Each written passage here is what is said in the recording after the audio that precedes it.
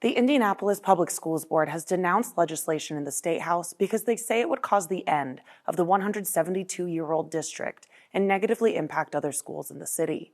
Right now, our state legislator is considering 3 pieces of legislation that, if approved, would profoundly devastate our funding and totally change the way IPS looks and operates.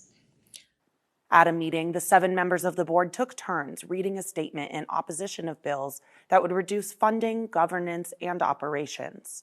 House Bill 1136 proposes dissolving 5 school corporations, including IPS, by converting schools to charter status and eliminating local school boards.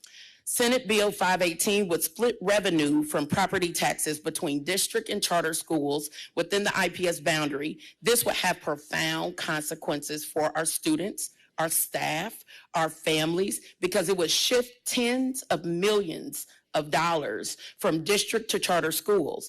I want to be very clear here. Revenue loss on that scale, which could approach half the district's operations fund budget, would unquestionably force us to close 20 or more district schools and cut many jobs throughout the district.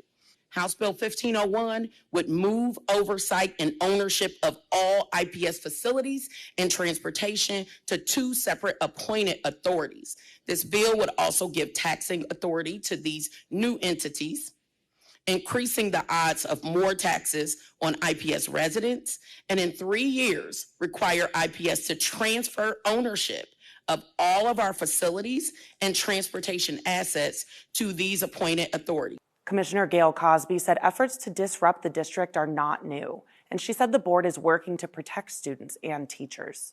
Time and time again, it is students of color and it's students from low-income communities who've had to bear the impact of these so-called solutions. Commissioners called on community members to contact state lawmakers and oppose the bills.